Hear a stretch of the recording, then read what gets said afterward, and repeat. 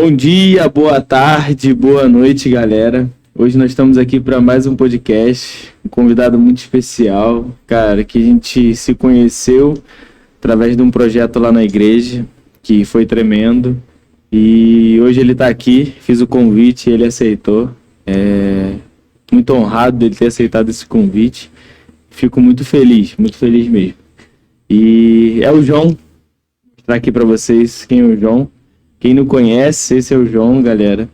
Ele é um evangelista, cara, que faz uma coisa que muita gente não faz. Que muita gente que está dentro da igreja não tem nem esse conhecimento. E é um projeto muito lindo que ele tem feito. E só tem que agradecer hoje ele estar aqui e estar compartilhando hoje essas histórias aí com a gente aí. Show? Amém. Fala, pessoal. Primeiramente, queria te agradecer pelo convite. Amém, irmão. Na verdade, sou eu que me sinto honrado de poder compartilhar aquilo que Deus tem feito na minha vida, aquilo que Deus depositou e aquilo que Ele tem construído. Então eu espero que de alguma forma tudo que for conversado possa impactar e influenciar a vida das pessoas que foram ouvir. Eu creio que vai ser um tempo muito alegre. Amém. Cheio da presença de Deus. Em nome de Jesus. Amém. Eu creio e tenho a certeza disso. Amém. E para começar, então já ir direto ao ponto, vamos lá do princípio que a gente sempre começa aqui, realmente entender um pouco a sua história, como que foi sua vida familiar até você chegar aqui, onde você nasceu. Amém. E vamos lá, aquele curto Amém. testemunho. Amém. Eu nasci em Volta Redonda, numa família um pouco complicada. Eu costumo dizer que era uma família improvável. Deus escolheu um improvável para poder tomar a direção.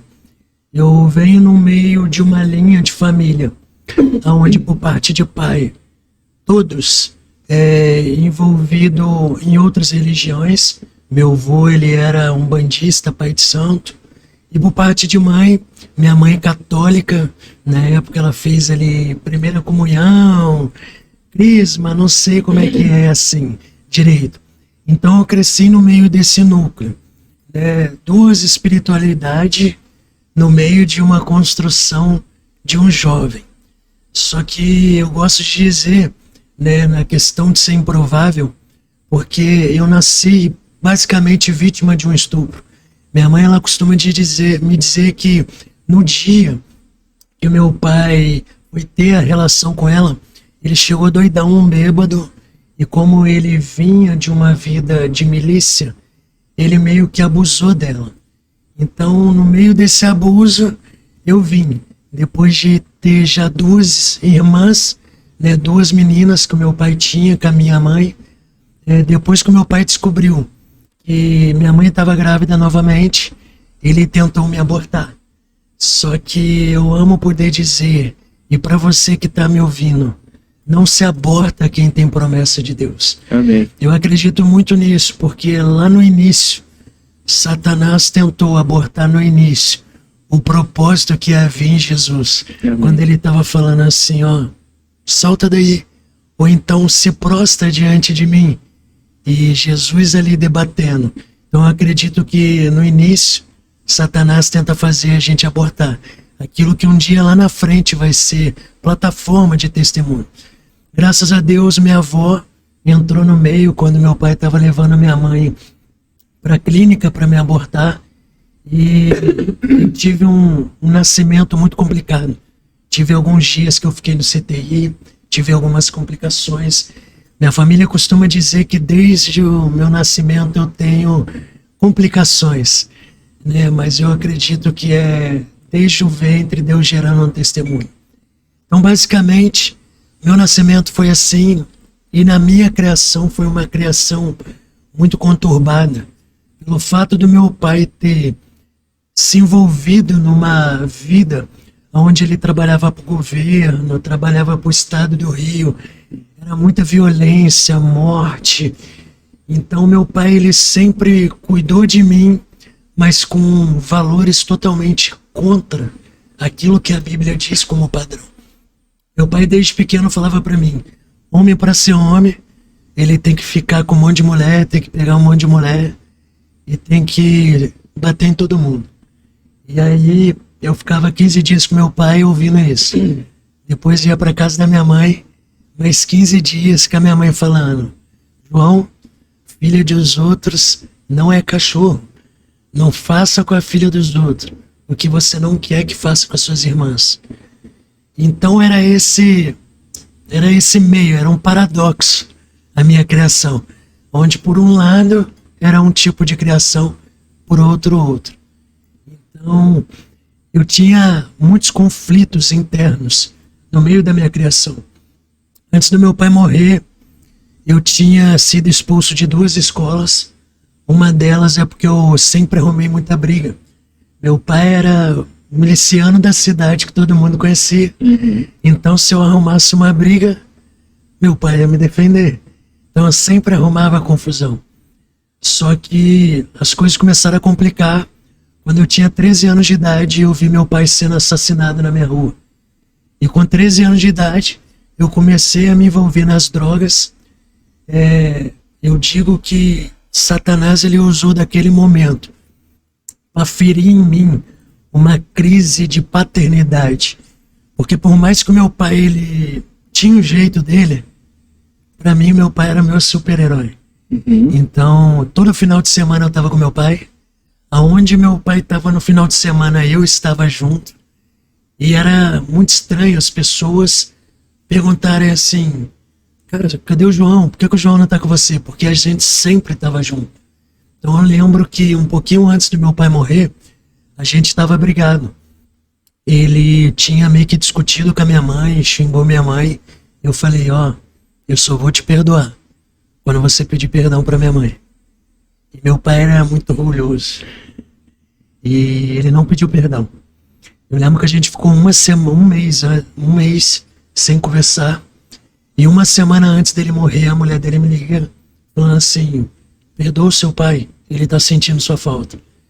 E eu falei: eu não vou perdoar meu pai nem morto, se ele não pedir perdão para minha mãe.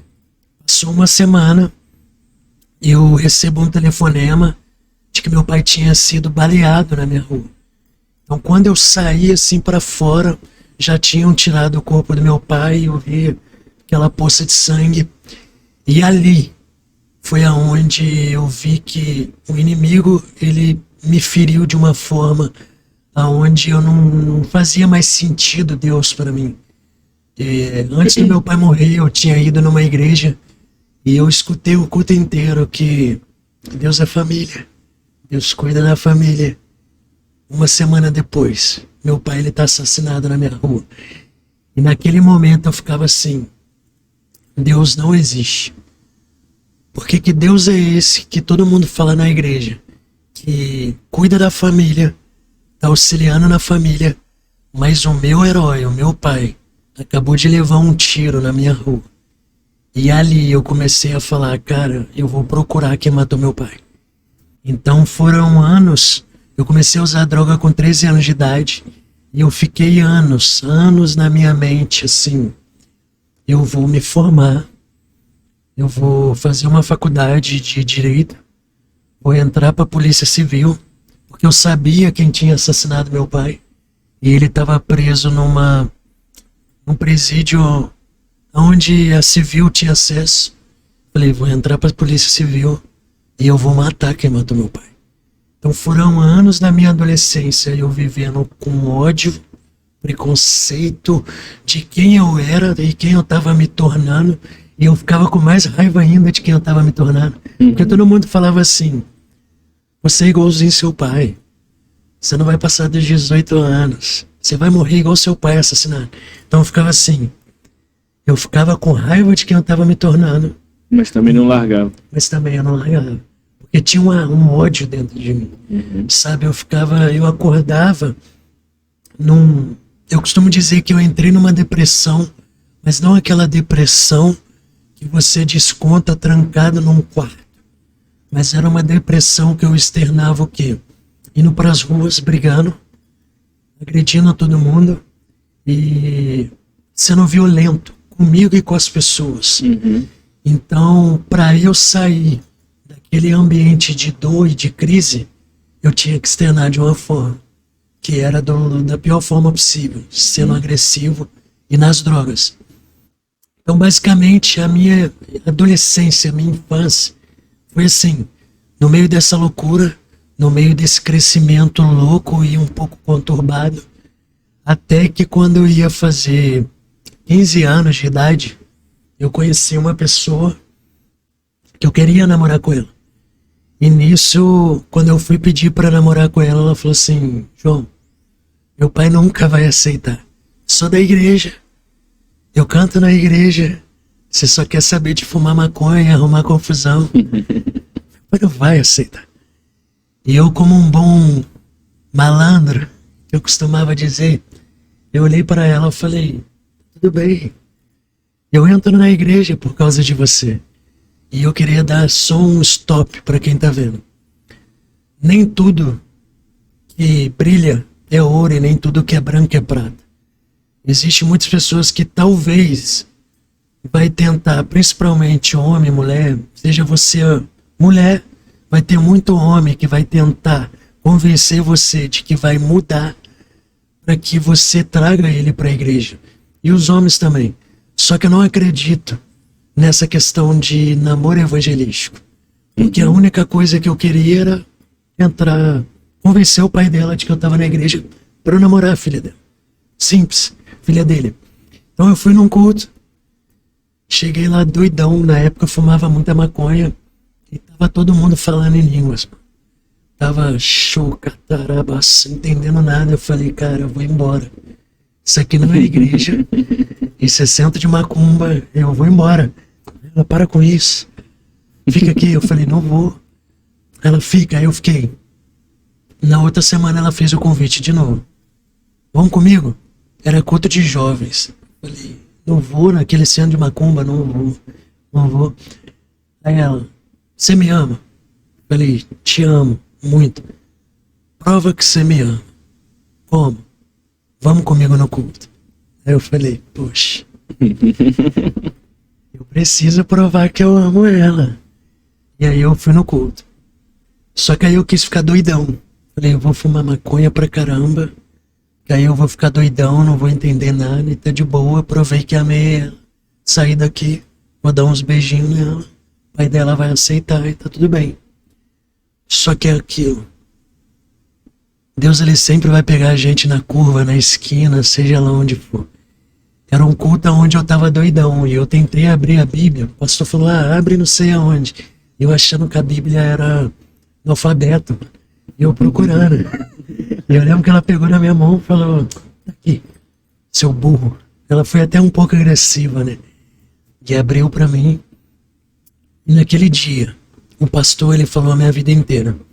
Por incrível que pareça, não era uma igreja muito do mover, essas coisas, mas a palavra era a minha vida, a ponto que no apelo, ele falou assim: você tá aí sentado hoje, você teve uma perda na sua casa, onde você começou a usar droga, e você entrou numa vida onde não é a vida que Deus tem para você.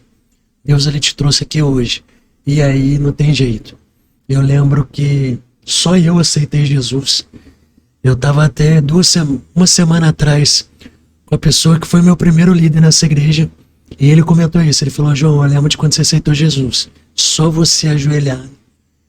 E eu lembro que o pastor, ele desceu, me abraçou e ele não fazia isso. E beleza, aceitei Jesus. 2 semanas depois fui pro encontro com Deus. Cheguei no encontro com Deus com maconha no bolso. Falei: vou ficar chapado, mano. Mas eu preciso ter um encontro com Deus. É o script. É o script. Né? É o script da caminhada cristã. E aí, primeira palestra, irmão, esquece. Eu tava entregando lá a maconha lá na frente, pedindo perdão.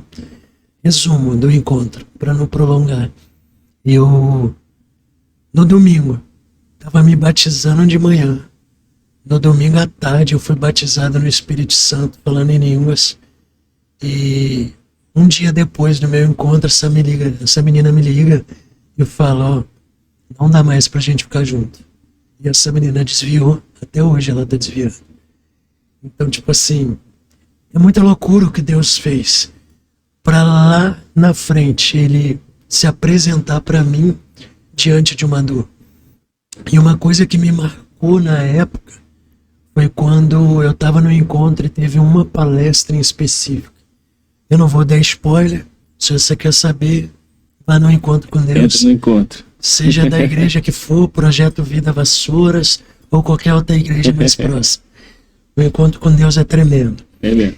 E aí eu lembro que teve uma palestra onde eu falei, Deus, meu pai, eu não tive nem a oportunidade de perdoar e pedir perdão pro meu pai. Meu pai morreu, gente, obrigado. E eu lembro que eu tive um sonho no encontro. E nesse sonho, eu sonhei que eu estava num lugar, tinha vários barril de fogo, e de repente meu pai entrou, ele me deu um abraço. Ele olhou para mim e falou, o papai te ama, o papai te perdoa, perdoa o papai. E essa trajetória que você está entrando é incrível. E aí eu acordei. Aquilo para mim foi eu entender que, tipo assim, Deus é soberano. Ali eu sabia que Deus existia quando eu tivesse essa experiência. Só que, não sei se eu posso falar todo o testemunho? Não, pode. Tá livre? Tá livre. Então tá bom então. Vocês vão ter 5 horas de podcast. Tô brincando. Mais umas 10. E o que acontece? Eu vou resumir um pouco essa trajetória. Desde o meu encontro com Deus, isso foi em 2014. Até 2017, eu desviei 4 vezes da igreja. Essas 4 vezes que eu desviei da igreja foi porque eu tive essa experiência com Deus no encontro, de ver Deus permitindo eu, como se fosse sentir o que era um perdão. Sabe, daquele laço aquela dor que eu tinha de tipo, pô, meu pai morreu, obrigado comigo. Só que eu nunca dei espaço para Deus forjar o meu caráter mediante a minha caminhada cristã. Então, desde 2014 até meio de 2017, que eu desviei 4 vezes, todas as vezes que eu desviei, foi porque eu nunca deixei Deus tratar falhas no caráter na minha vida. Então a falta de paternidade na minha vida e de referência masculina fez com que eu suprisse a minha carência emocional de um pai em relacionamentos, sendo que na verdade relacionamentos superficiais, entenda com sabedoria, mas um relacionamento natural não é capaz de suprir uma falha no caráter sobrenatural. Não. Então, tipo assim, eu precisava ser tratado de uma forma sobrenatural no meu caráter, para que eu entendesse que eu não dependesse na minha vida, eu não iria ter que depender de ninguém para suprir o vazio do meu pai, mas que eu só dependeria de Deus. Então foram 4 anos que, em todos os anos, o que acontecia? Primeiro ano, me batizei, terminei com a menina lá que me levou para a igreja. Saí do encontro com Deus, 2 meses depois, me envolvi com uma menina que eu tinha conhecido no encontro com Deus. Comecei a namorar. Não tivemos um relacionamento santo. Terminamos. Terminei com ela, fiquei 2 meses desviado. Então, nesses 4 anos, eu sempre me relacionava com uma menina para suprir algo emocional. Então, tipo assim, eu pegava aquela falta afetiva de um pai e eu colocava numa pessoa que me dava carinho, atenção e entendia as minhas crises. E isso gerava uma dependência emocional. Então, nesses 4 anos, eu tive 4 namoros dentro da igreja, onde eu não entendi que eu estava me defraudando e de uma certa forma também defraudando meninas dentro da igreja.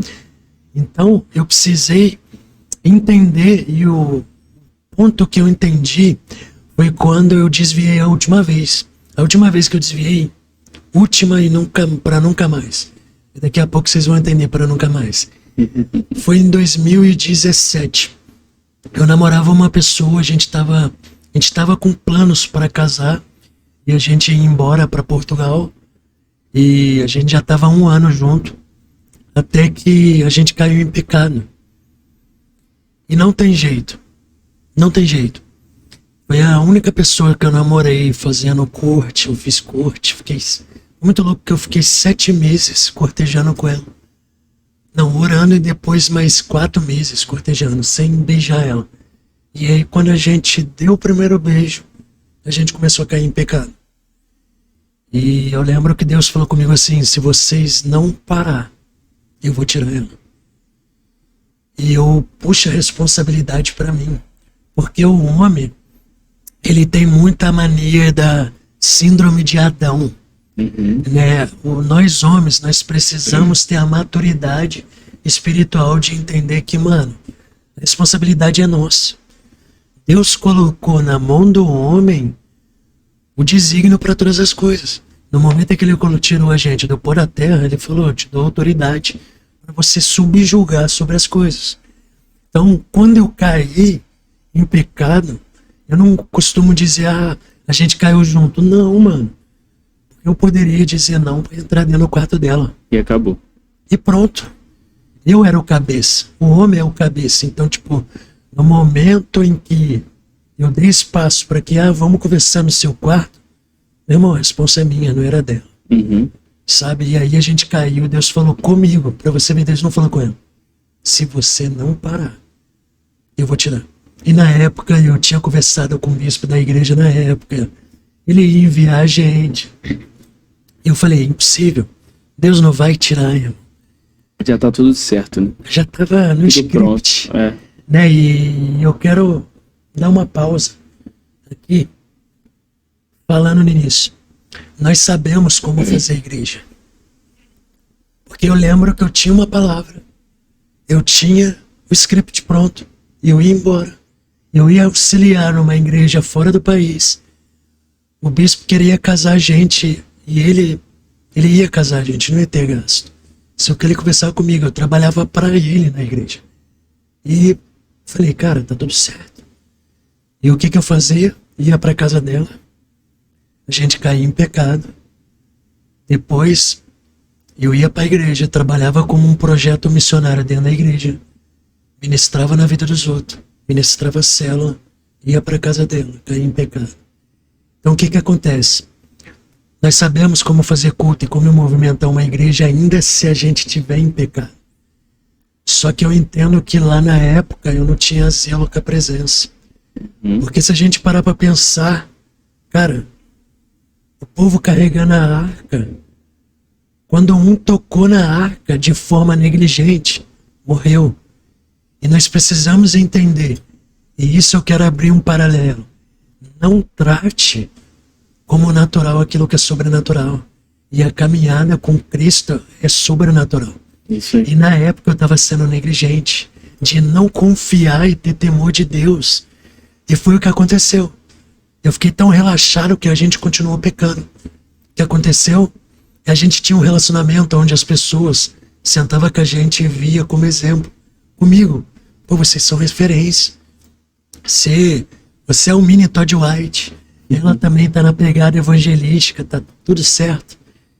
Só que ninguém entendia. Até que a gente ficou tóxico. Entrou um relacionamento muito tóxico. Onde a gente saiu de um carinho e passou literalmente por um relacionamento tóxico. Eu tinha ciúmes de um amigo que ela tinha, que era homossexual. E ela tinha ciúmes de uma amiga minha que foi criada comigo na infância. Quase prima. Sabe aquela coisa tóxica? Tudo isso depois que a gente começou a pecar. E até que teve um dia que a gente teve uma briga muito feia, irmão. Muito feia. E eu lembro que Satanás soprou no meu ouvido. Falou assim, você é igualzinho seu pai.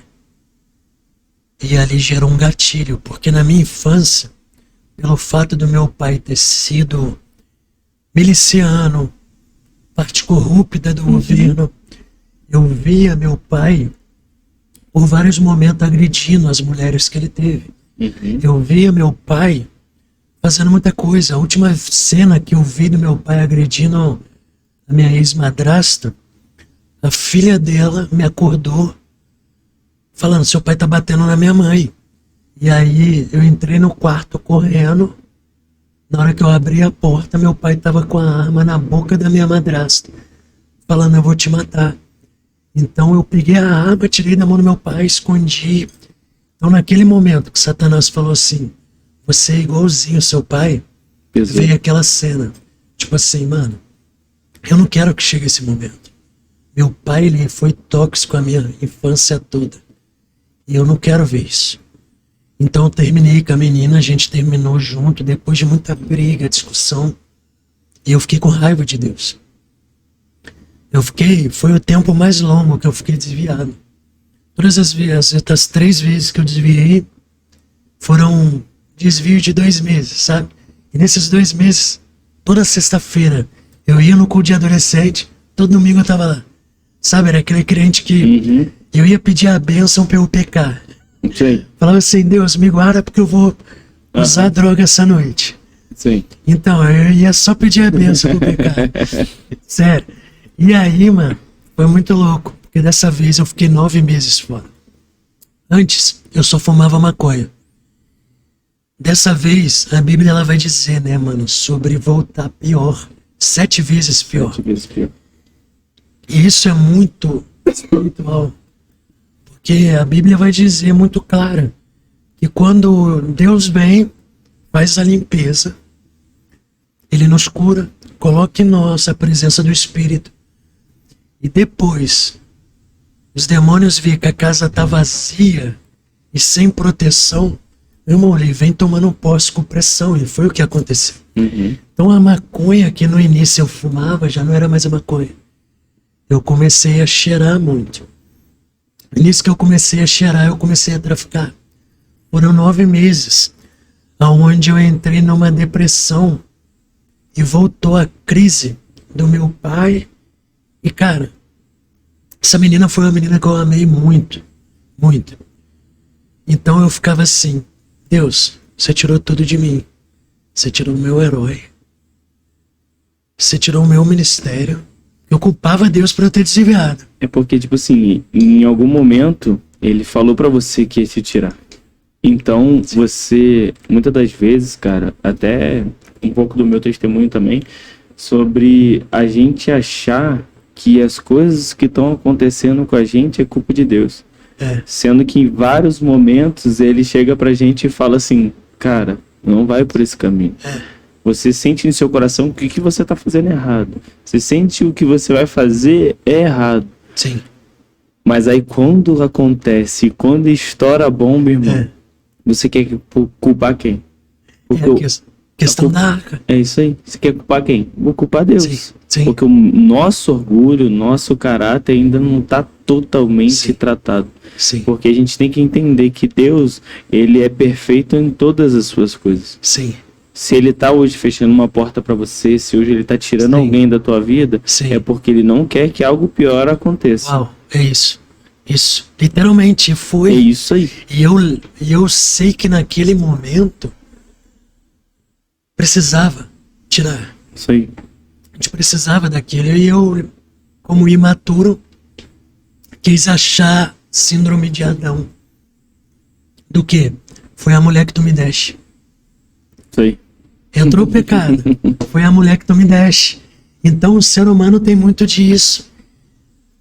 Por não querer assumir as consequências do pecado, ou então as consequências dos nossos erros, nós procuramos culpar a Deus ou alguém. E foi o que na época eu fiz. Sim. Então eu entrei num loop onde Satanás aproveitou daquele momento da minha crise e falou, é isso aí, vem no meu bote que eu vou te levar tranquilo. E fui. Durante 9 meses, eu vou encurtar bem, porque eu não gosto de dar ênfase muito na parte ruim do testemunho, né? E a gente precisa ter maturidade para dar o nosso testemunho. Com certeza. Muitas pessoas dão o testemunho, né? É. Da parte mundana. Bom, eu quero saber o que Deus fez. É isso aí. Quero saber o que eu fiz no mundo. A parte que esquece. passou é só um toque para isso que você tá vivendo. Então, servir de exemplo, entendeu? resumindo, foram 9 meses onde a minha vida, eu abracei a prostituição. Porque eu era aquele cara, sou lutador de Muay Thai, desde pequeno eu luto judô, depois passei pro jiu-jitsu, Muay Thai. Então eu era na cidade de Volta Redonda, pequena, conhecido como que arrumava briga o tempo todo, ia pras boates para arrumar briga, andava no meio do tráfico, tinha muita droga e filho de miliciante. Resumo disso, entrava em todas as boates de graça, meu nome rodava na cidade. Quando não rodava, que eu tava arrumando confusão, as pessoas vinham perto e, querendo ou não, o mundo de hoje, se você tem um status, irmão, a Babilônia te pega com pressão e você vira o rei da Babilônia. Com certeza. Então, foram 9 meses envolvido ali nessa prostituição, no meio do tráfico da droga, até que eu tive uma overdose. Eu tava numa boate e dentro dessa boate, Deus falou muito comigo dentro dessa boate. Era uma boate da cidade onde é uma boate LGBT. Inclusive eu amo ir lá, vou lá até hoje.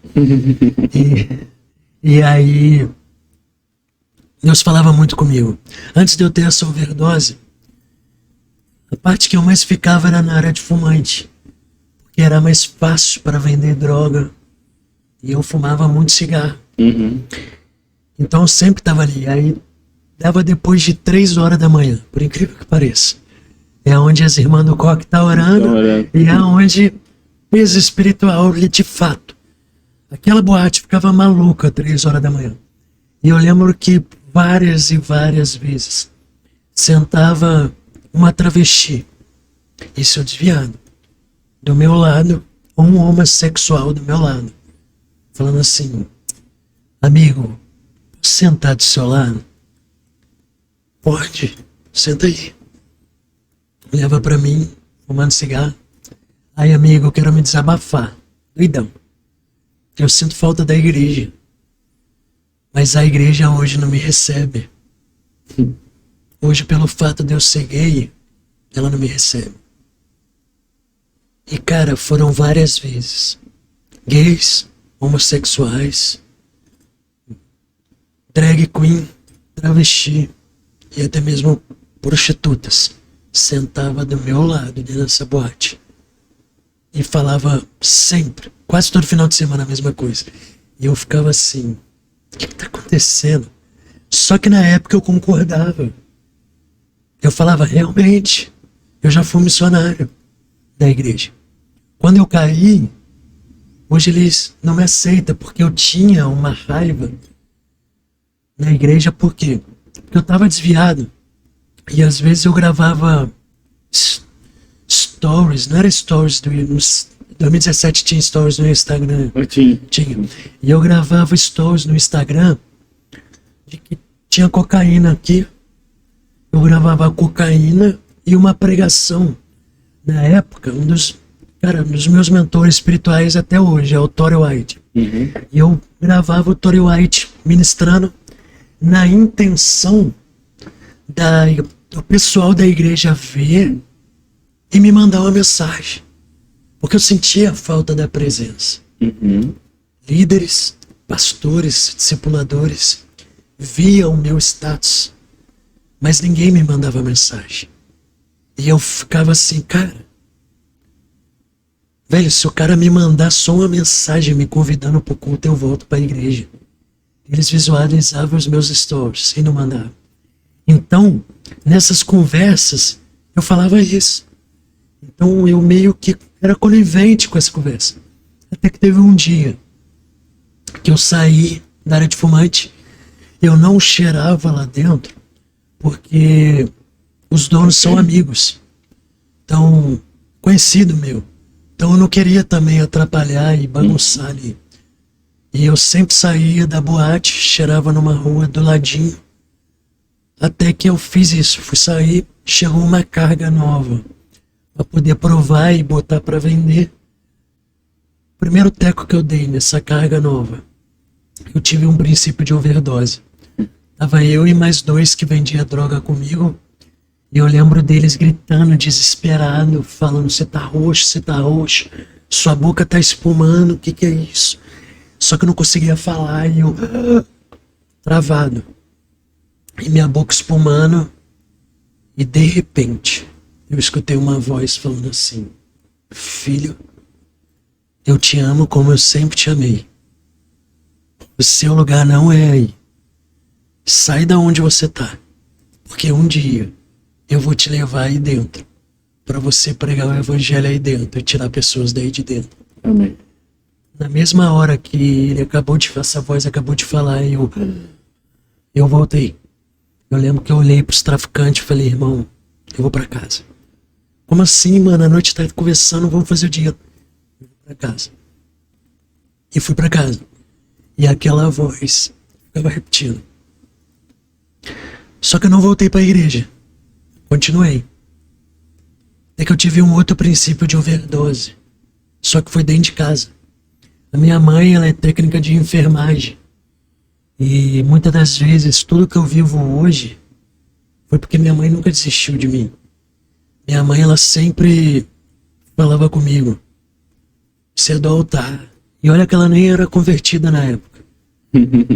Você vai voltar. Hoje eu tô te vendo aí, usando droga, traficando. Mas você vai voltar. Você vai ser um missionário. Amém. E eu, doidão, tá maluco? E minha mãe cuidou de mim nesse segundo princípio de overdose. Porque ela trabalhava em um hospital da cidade. Como que vai levar o filho da técnica de enfermagem tendo crise de overdose no hospital? Não dá. E ela cuidou de mim. Até que eu fui num bloco de carnaval. E Essa é boa. eu tava para encontrar um dos maiores fornecedores de êxtase da cidade, amigo meu, de bala, enfim. Só que eu não tava doidão. Eu tinha acabado de chegar no bloco de carnaval. Foi o último bloco de carnaval que eu curti no mundo. E eu lembro que eu cheguei, encontrei uma galera da academia e falei assim: mano, vamos chapar. E nessa época eu tava maromba, né, fortinho, tava tomando anabolizante. Então eu era aquele famoso hétero top de academia, bombadinho, tatuagem no peito, arrancava a camisa, pá, droga, ia pra festa rave, coisa de hétero top. E você não voltar. É ele que vai conduzir sua vida, você tem uma escolha. E eu lembro que eu olhei assim, olhei pro alto, eu falei: Deus, eu vou quebrar a ficha só hoje. Amanhã eu volto pra igreja. E naquele dia eu encontrei meu brother, eu falei: meu irmão, dá as balas aí. Tomei umas 5 balas de uma vez, enchi o copo de MDMA, energético e pum, acelerado. Eu lembro que eu tava pra ficar com uma menina, carnaval, mano, não dei um beijo em ninguém esse dia. A menina que eu tava, modelo, bonitinha. Gente, tendo com sabedoria, mas bonita até. Tava parando o rolê, sabe? E aí, mano, ela me zoando no dia, falando: cara, você não para, mano, você tira, coloca blusa o tempo todo, você tá mastigando o seu beijo. Fiquei louco. Não lembro nem como que eu cheguei em casa. Eu lembro que os meninos me falaram: João, você espancou um moleque de madrugada. Você lembra disso? Falei: não lembro. Acho que o moleque ia arrumar uma briga no posto, eu levei ele pro canto, a gente espanquei ele, não lembro. Não lembro. Eles me contando. Só que no outro dia, eu fui pra igreja. Porque, cara, eu sou criado em família militar. Meu avô era policial civil, meu pai era miliciano, trabalhava no meio da polícia. Meu pai me criava igual tropa de elite. Sim, sim, não, não. Quando eu fazia besteira, meu pai me botava de castigo ajoelhado no milho, irmão, virado pra parede. Era underground. Hoje em dia se faz isso no governo do... que tá? É, irmão, você viu, velho. Eu fui procurar o pastor, irmão. Primeira coisa que eu falei com o pastor, esse pastor é um grande homem de Deus, mano. Eu tenho uma honra por ele. Não quando eu tava no mundo eu culpava ele. Mas eu tenho uma dívida com ele. Porque ele cuidou de mim quando ninguém queria cuidar. Ele me deu um conselho que ninguém me deu. E aí eu procurei ele, a primeira coisa que eu falei, pastor, você é um hipócrita. Como assim, João? Eu falei, porque quando eu tava na igreja, frutificando, você me convidava pro churrasco na sua casa. Eu já dormi na sua casa. Já dormi atendendo a igreja. Quando eu desviei, vocês não me mandaram mensagem. Só que eu precisava expor isso. Eu quero te pedir perdão. Eu te xinguei muito pros outros fora da igreja. Então me perdoa. Só que agora eu quero te pedir ajuda. E contei. Eu estava traficando. E expus a minha falha no caráter. Foi a primeira vez que eu expus para um pastor toda a minha falha no caráter. Perdi meu pai. Supria com meninas. Depois que eu terminei, veio tudo à tona, expus tudo. Eu fiquei num processo de cura e libertação durante 1 ano com ele. Eu comecei 6 meses com ele, depois passei por uma pastora de cura e libertação, mais 6 meses. Foi um processo underground. Vomitando, preto, saiu tudo que tinha que sair. E só não manifestei, tava doido pra manifestar. Sair logo, né? Pra sair, pelo menos manifesta, expulsa. E vai embora. Sai. Mano. Mas só vomitei. Mas amém, pelo menos eu vomitei. E aí, cara, eu lembro que em 2019, depois, eu voltei no meio de 2017, não, eu voltei no finalzinho de 2017 para 18. E em 2019, eu fiquei 1 ano fazendo cura, Deus falou comigo assim, separa 1 ano da sua vida, que eu vou fazer na sua vida o que eu nunca fiz com você em 4 anos que você brincou comigo. Falei, amém. Eu fui para uma escola missionária não, uma escola de ministério da Bethel Church. Eu estudei 1 ano nessa escola da Bethel. E ali foi aonde Deus destravou tudo. Eu tinha uma promessa desde 2017. 2017 não, 2016. Que eu visitei uma igrejinha e de revelação. Onde o pastor falou, você não vai entender hoje, mas Deus ele vai te usar como missionário nas nações. Através de você, 1 por 1 da sua casa vai se converter. Amém. Você vai rodar o mundo, você vai rodar a Europa. E na época eu achei doideira. Só que eu duvidava de profeta. E aí eu comecei a orar pela minha mãe na minha mente. Ele falou assim, sabe a tua mãe que você tá orando aí agora? Ela vai entrar através da tua vida. Aí eu falei, parada é real. E aí Deus começou a potencializar nessa escola de ministério profético na minha vida. Foi destravando, fiquei 1 ano estudando. E ali Deus foi me dando chaves e ferramentas. E também conexões. Só que também foi o ano mais desafiador para mim. Porque no meio da escola, eu descobri que eu tinha um tumor genético. A escola queria fazer uma viagem missionária para o Chile. E eu orei, Deus, o que pode me impedir de fazer a viagem? Cresceu um caroço na minha cabeça.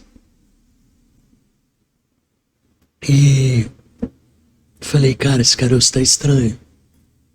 Uma enxaqueca fora do normal. E eu fui fazer exame. Quando eu fiz o exame, eu fui diagnosticado com um tumor genético, que chama neurofibromatose. Eu nasci com esse tumor. E quando eu descobri, eu recebi o laudo, eu estava num culto dessa escola, era um culto de cura. E a galera queria que eu desse testemunho, porque durante a escola eu orava muito por cura.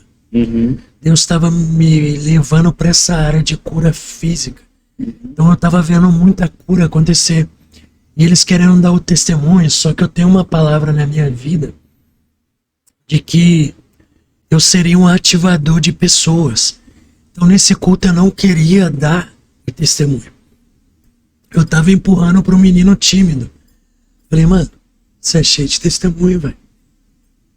Vai lá, eu tava impulsionando ele. Até que a minha mãe chegou de carro, ela e minha tia chorando, desesperada. Falei, que é isso? Aí ela botou o laudo na minha mão. Eu li o laudo. Eu entrei pra igreja, trouxe minha mãe e minha tia. Falei com o líder da escola, falei, ó, acabei de ser diagnosticado com tumor no cérebro. Fica aqui, cuida da minha tia e da minha mãe, eu vou pra sala de intercessão. Entrei na sala de intercessão. Aí a equipe de intercessão veio, porque o pessoal já falou, a situação é essa.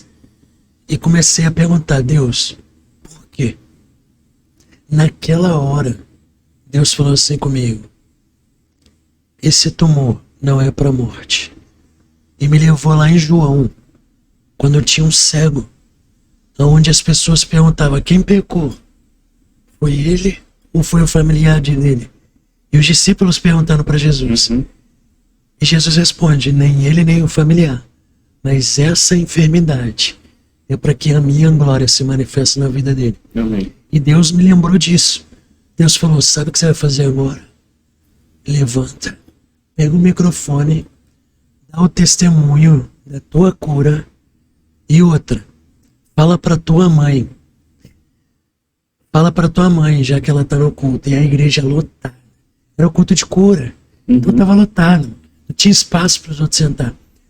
Fala para tua mãe no púlpito que ela visitou uma igrejinha pequenininha na rua tal, enquanto você estava desviado. E ela fez uma aliança comigo falando, se eu ver o meu filho de novo, com o microfone na mão, eu entro para a igreja. Amém. Fala para sua mãe no púlpito que hoje ela tá vendo o filho dela com o microfone na mão. Só que tem quase um ano que você voltou e ela não tomou essa decisão. E eu tô esperando ela tomar. Peguei o microfone, comecei a falar o testemunho, falei pra minha mãe chorando, e logo em seguida, eu falei, é o seguinte, você que tá com uma enfermidade, vem aqui na frente que Deus vai curar você. E mano, eu tinha acabado de receber um diagnóstico de um tumor no cérebro. E cara, foi o culto que eu mais vi cura acontecendo. Amém. Gente orando, era gente de muleta arrancando, foi muito louco. E naquele ano eu fui para uma conferência. Aquele ano eu fui para uma... Mano, se eu estiver falando muito, me corta e... Relaxa. Eu quero te ouvir também, mas... Tá. Não, relaxa. Tô contigo, eu liguei no... Depois eu vou cortar e voltar em assuntos específicos. Eu liguei no 2x aqui, tô indo. Não, então, o que acontece? Rapidinho, vamos lá. Essa parte que eu acho muito interessante a gente falar, que é primeiramente a família, né? Que, como você disse, né? Que a sua família em si não era uma família cristã, não era uma família totalmente cristã, e que você tinha todas as suas dificuldades por conta disso. E, cara, sexta-feira eu preguei sobre isso, cara, que foi uma coisa que me tocou muito, que tá lá em Gênesis 5, que é um momento onde é toda a descendência de Adão, toda. No capítulo só fala sobre isso. Gênesis capítulo 5, as descendências de Adão. E, cara, todas as descendências de Adão até Noé, só Enoque realmente tinha uma comunhão diferente com Deus. E o que me chamou a atenção nisso, que foi a pregação, foi sobre essa palavra, que foi que, independente do que a nossa geração passada ou para frente que vai ser, irmão, isso não depende de nada que você vai ter esse encontro com Deus. Sim. Independente do que você vive, que a sua família passada viveu, independente do que você tem vivido hoje, isso não impede de você viver o extraordinário Sim. de Deus, Sim. que foi o que aconteceu com Enoque. Porque Sim. na palavra não diz se as famílias, as gerações passadas ou Sim. futuras tinham essa comunhão com Deus Sim. igual ele tinha. Sim. Não fala, mas Sim. fala que ele teve. Sim. Fala que ele teve essa comunhão. Sim. E todos os outros da comunhão, da geração, foram mortos. Sim. Morreram. Ele não, ele foi arrebatado. Sim. Então, cara, é muito bonito ver isso e dar esse exemplo na vida real, Sim. que é o seu caso hoje. Sim. Todo mundo viu a sua história. Todo mundo viu que foi uma história muito difícil. Muito difícil. E que, mano, a intenção do podcast é essa, realmente. Sim. Trazer histórias impossíveis, pessoas Sim. totalmente improváveis, Sim. que, mano, Sim. hoje agem na presença de Deus. Sim. E mostrar que isso é capaz. Sim. E então, pode falar. E é muito louco porque nesse mesmo ano que eu dei essa palavra para minha mãe, isso foi em junho. Uhum. E nessa época eu tinha transicionado, eu era de uma igreja e transicionei para o Projeto Vida. Uhum. Eu lembro que minha mãe, ela estava indo nos cultos comigo, depois desse laudo e dessa palavra, até que ela foi no encontro do Projeto Vida. E Deus estava falando comigo assim, na sexta, quando minha mãe foi para o encontro. Deus falou assim, domingo você batiza sua mãe. Eu falei, você tem certeza? Tenho. Domingo você batiza sua mãe. Eu falei, amém. E o profético na época, não que não esteja hoje, Uhum. mas na época eu estava começando, eu estava estudando numa escola que estava aflorando o profético. Aqui. Hoje a gente já tem aquela questão de saber entrar no fluir, né, mano? Mas na época tava, tipo, tudo bagunçado. Então eu ficava assim, será que isso é de Deus? Será que não é? Isso. Sabe? E aí eu falei, você tem certeza? E Deus confirmou. Deu domingo, eu fiquei assim, poxa, não recebi nenhum telefonema. E eu assim, né? Caraca. Não recebi telefonema, e pá, minha mãe não vai. E aí eu caminhando pra igreja, eu botei a roupa pela fé. A minha mãe ia batizar, botei a roupa na mochila, eu caminhando, me ligo. Que sua mãe vai batizar, e papai falou, beleza. Falei, tá bom. Falei, peraí. Deus falou que eu ia batizar. Mas eu vou abrir um parêntese. Antes da minha mãe ir pro encontro com Deus, você lembra da palavra que eu falei que através da minha vida, um por um iria se converter? Uhum. Meu tio era jogador de futebol. Ele estava no Catar, ele fraturou a tíbia, teve que voltar. Quando ele voltou com a tíbia fraturada, ele me buscou na igreja. Ele falou, tô vendo de longe o que você tá fazendo, eu quero conhecer a igreja. Começou a ir. Aceitou Jesus, casou com a irmã do Felipe Melo, jogador de futebol, e foi embora. Uhum. Tá hoje lá nos Estados Unidos, tá frequentando uma igreja lá. Batizou. Eu tava no batismo do meu tio. Eu que levei ele para aceitar Jesus. 2 meses depois, minha tia e minha avó se batizaram juntas. Amém. E eu tava lá no batismo. Anos depois, eu tô lá. Deus fala comigo. No ano em que eu recebi a pior notícia da minha vida, eu recebi também um telefonema que trouxe a minha maior alegria também na minha vida, que era a minha mãe sendo batizada. Amém. Porque eu sei que a minha avó, meu tio, já tava lá. Só que eu tinha um zelo, eu queria que a minha mãe também tivesse. Uhum. E aí eu fui, e eu naquela, cara, Deus falou que eu ia batizar minha mãe. Só que só os pastores, tá lá dentro. Aí de repente veio o Bispo Leite. Uhum. Inclusive estava com ele mais cedo. Ele passou por mim, aí ele tá feliz? Mamãe tá lá? Eu falei, tô. Aí ele olhou pra mim. Quer batizar ela? Quero. Vai lá e fala que eu te liberei pra você batizar ela. Eu falei, não acredito. Pode ir lá. Doideira, né? Eu tenho até hoje. Eu vou abrir Doideira. aqui. Caraca. Posso mostrar a foto? Pode, com certeza. Mano. Foi no ano em que eu recebi a pior notícia da minha vida. Eu dei uma palavra para minha mãe de uma aliança que ela tinha feito com Deus 2 meses depois, eu falei isso, acho que foi junho, julho. Uhum. Minha mãe batizou, eu vou ver aqui que eu tenho, é a última foto do meu Instagram. Rapidinho. Foi em dezembro de 2019. Foi meses depois. Tava, qual câmera que Essa eu vi? aqui, isso. Eu tava lá, batizando a minha mãe. Então eu acredito que Que lindo, mano. Deus ele levanta improváveis. Mas sabe o que é mais louco? O pai do meu pai era pai de santo. Meu pai não tinha uma religião. Uhum. Ele odiava Umbanda. Uhum. Gostava. Mas ele não tinha religião. Uhum. Minha mãe católica. Primeira comunhão, crisma, enfim. Eu fui o primeiro a entrar para a igreja evangélica e me tornei o primeiro pastor da minha casa. Amém. Então eu acredito que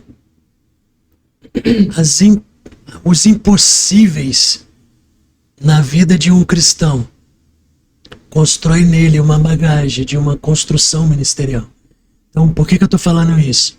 Foi o ano mais louco da minha vida, mas foi o ano que destravou o meu romper espiritual.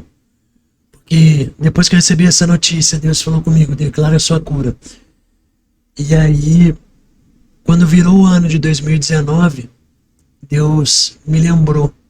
João, lembra de quando você estava na boate? Eu falei com você dentro da boate. Falei, lembro. Ele, é o seguinte, tá tendo uma festa de virada de ano, eu quero que você vá para lá e prega. Falei, Deus, acabei de mudar de igreja. Não faz sentido eu pegar gente da igreja e... A partir de hoje, eu vou te levar a viver um novo nível espiritual. Eu falei, amém. Amém. Na virada de ano, de 2019 para 2020, eu não tinha experiência nenhuma. Não tinha bagagem nenhuma. Eu digo assim, de evangelismo, Uhum. de rua nessa área de boate. É uma área complicada, né, mano? É, É um momento muito... E realmente você fala assim, pô, cara, vamos ali pra festa ali pregar. É um momento complicado. Ainda mais se você sem experiência, sem realmente esse preparo desse Sim. evangelismo. Então, e era muito louco porque quando eu falei, tentei chamar pessoas, tinha uns velhos de igreja, dinossauro. Sempre tem, né? O joio no meio do trio. sempre. Que eles fizeram até uma reunião com o pastor. Não dá pra ele ir, novo e pá. A gente já fez evangelismo antes. E eu fiquei pensando, por que eles não continuaram, né? Uhum. Se eles fizeram e na época fez sentido, salvou gente, por que não continuou, né? E aí eu fui falar com o pastor falou assim, é de Deus? Você ouviu de Deus? Eu ouvi. Você tem certeza? Eu falei, tenho. E eu te prometo que no próximo domingo eu vou levar os frutos desse evangelismo. Amém. Aí ele, amém. Pode ir, eu te abençoo. Peguei 4 pessoas, fui. Naquele dia, quase apanhei de traficante, separei briga de comando vermelho e terceiro comando, facção, louco. 4 pessoas aceitou Jesus. Na Amém. virada de ano. No próximo domingo, os 4 estavam lá no culto, aceitando Jesus de novo, reafirmando para a igreja, e eu estava lá em cima dando um testemunho. Sabe esses 4? Esses 4, na Amém. madrugada de a virada de ano, que Deus falou para eu ir lá, são frutos de um evangelismo que eu fiz de rua. E aí, irmão, foi onde Deus começou a destravar. Deus ele começou a falar, João, eu vou te dar uma autoridade do lugar da onde eu tirei você, do lugar da vergonha, eu vou te dar uma dupla honra. Eu lembro que Deus me levou numa igrejinha, onde a pastora, a mulher de Deus, eu estava escondidinho. Ela apontou o dedo para mim e falou, você fez bem em voltar. Deus, ele vai te usar de uma forma que você nunca viu. E eu quero te falar uma coisa. Isaías 61:7. No lugar da vergonha, Deus derrama dupla honra, mas na tua vida, Deus vai fazer 7 vezes mais. E eu sinto que você vai embora para fora do Brasil. E cara, eu não entendia essas palavras ainda. E começou a acontecer. Comecei a dar uns treinamentos depois que eu fiz esse evangelismo, até que em junho de 2020, no pico da pandemia, eu comecei a passar muito mal. Fui fazer exame, tive que correr para a sala de cirurgia. E foi aonde eu comecei a pensar assim, cara, não faz sentido. Eu lembro que no início do ano, o Ian tava comigo, a gente foi pro Descende. E cara, eu orei por um cadeirante que tava do meu lado. Você lembra dessa história? Você lembra desse cadeirante? Lá no Descende? Mano, eu fiquei horas orando pelo cadeirante. Horas. Cara, aquele cara levantou e começou a andar. Quase que ele teve que orar por mim, porque a minha perna tremeu. E eu ficava assim, Deus, você curou um cadeirante, eu vi, mano. Por que eu vou ter que ir pra uma sala de cirurgia? Deus falou assim, tem pessoas dentro do hospital que tá morrendo por causa do Covid. E você carrega algo que eles precisam. E eu lembro que ali eu falei, eu olhei dentro do olho da minha mãe, eu falei, mãe, eu não vou morrer, mas tem gente lá que precisa de cura. Fique em paz, eu te prometo, eu vou voltar. Amém. Foi muito profético. A gente foi, entrei pra cirurgia, quase morri no meio da cirurgia. 2020. 2020 foi o ano que eu quase morri, mas também foi o ano que Deus abriu o meu ministério. Era pra ter sido 6 horas de cirurgia. Foi 8 horas de cirurgia. Saí bem, saí sem tubo.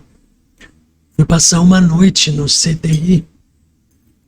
Um dos médicos que estavam lá me conhecia. Isso dentro do CTI. Ele me conhecia da época que eu era traficante, só que ele não sabia que eu já era missionário. Uhum. E nessa, ele falou assim, dá medicamento pra esse menino. Desculpa. Esse menino, ele tem abstinência de droga. Ele vai dar trabalho aqui dentro do CTI. Só que, cara, eu tinha acabado de abrir a cabeça. Uhum. Eles me deram um medicamento que chama Rodol, que é um medicamento para pessoa que faz tratamento psiquiátrico. Uhum. E eu acabei de abrir a cabeça. E eu lembro que quando eles começaram a me dar o remédio, Deus falou comigo, liga para sua mãe e pede ajuda, porque você vai entrar em coma. Falei, amém. Aí eu peguei, pedi para eles pegarem meu telefone, ligou para minha mãe, eu falei, mãe, corre pro hospital. Eles não são médicos. Eu tava doidão já de remédio, eles não são médicos, vem pra cá chorando, desesperado, eles vão me matar. Minha mãe correu pro hospital. O hospital não deixou minha mãe saber nada que tava se passando. Minha mãe desesperada, sem entender nada.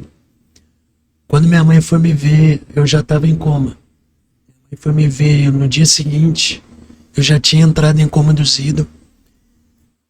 Eu não falo muito isso no meu testemunho nas igrejas, mas eu tô sentindo de falar. Minha mãe me pegou na maca, eu tava cheio de escária. Não sei se você sabe o que é escária. Não. São feridas que dá em ponto específico. Tipo, conforme você fica muito deitado na cama, pode dar calo ou ferida no seu tornozelo, no seu cotovelo. Então eu tava cheio de escária, com a boca toda estourada. Porque no momento em que eu entrei em processo de coma induzido, eles me deixaram lá. Então minha mãe foi me tirar para me colocar no quarto. Eu tava na cama do CTI, cheio de urina na cama, que eles não trocaram nem minha fralda e nem minhas coisas na cama. Doideira, né? E nisso minha mãe começou a tirar foto. Fui pro quarto. E olha que é plano de saúde, eu não vou expor nenhum hospital, porque o hospital não tem culpa. Sabe? Eu acredito que o hospital não tem culpa. E aí, foi muito louco, ela começou a tirar foto e levou pra ouvidoria do hospital. E aí eles começou a dar o tratamento. E eu apagado. Eu lembro que eu acordei, eu vi uma luz branca. E o que acontece? Eu fiquei 3 dias em coma. Antes de eu fazer a cirurgia, eu preguei. Antes deles me dar anestesia geral, eu comecei a pregar para eles, falando: o sangue que sair da minha cabeça e escorrer nas tuas mãos é o sangue de Cristo. Vocês todos vão receber Jesus. Eu meti o louco. E aí depois que eu preguei, eu falei: agora pode me apagar. E pum, apaguei e eles fizeram a cirurgia. Uma das enfermeiras que estava na sala de cirurgia foi me visitar quando eu estava em coma. Ela era cristã. Ela falou assim: eu conheço o João. Eu sei que ele ora nas ruas para todo mundo. Eu creio que seu filho vai acordar. Era uma quinta-feira de madrugada. Ela me deu um banho de óleo ungido na cama. Começou a declarar cura. Sexta de manhã eu acordei. Eu comecei a ver muito claro. Era uma luz muito branca. E eu escutei Deus falando assim: me pede por ousadia. Eu não só vou te curar, mas eu vou te usar aqui dentro desse hospital para você declarar cura. Falei: Senhor, me dá ousadia. Só que eu não conseguia falar. Então eu ficava na minha mente. Me cura e me dá ousadia. Me cura, me cura. E aí começou a me dar fome. E eu fui comendo, me alimentando. Só que eu não falava. Quando eu acordei, minha mãe ela me falou assim: João, quando eu te vi acordando, eu pensei, eu botei um filho andando no hospital. E eu vou tirar o meu filho especial daqui. Porque eu tava vegetando, sabe? Eu tava babando. Por conta dos remédios também, né? Por conta da cirurgia e dos remédios, essas coisas também. Virou tudo. Tipo assim, quando eu voltei a falar, eu tava misturando o inglês com o português. Eu não falava uma frase só em português ou só em inglês. Foi muito louco. E aí, eu lembro que a minha mãe gravando vídeo falando: o apóstolo Joel quer te ver. Manda um beijo pro apóstolo Joel. Tinha esse vídeo, não tenho mais. E eu feliz e tudo, mas eu não reagia. Até que Deus começou a me dar muita fome. E eu fiquei viciado em Yakult. Eles davam Yakult Light lá dentro. E eu queria Yakult, e eu tomando. Quanto mais eu tomava, mais eu sentia meu corpo voltando. Eu lembro que entrou uma faxineira na sala. Deus me revelou o passado, o presente e o futuro dela. E aí eu comecei a tentar falar, e eu falando. A faxineira saiu gritando, chorando. Trouxe mais 2 enfermeiras. Deus me revelou o passado, o presente e o futuro de todo mundo. E elas: o que é isso? Aí eu comecei a mostrar minha tatuagem. Tá escrito contramão, 1 Coríntios 1:27. Mas Deus escolhe as coisas loucas do mundo para confundir as sábias.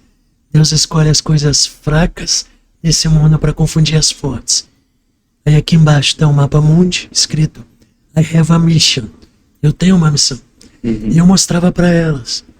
Aí elas: o que é isso? Eu: sabe o que é loucura? Sabe o que é contramão?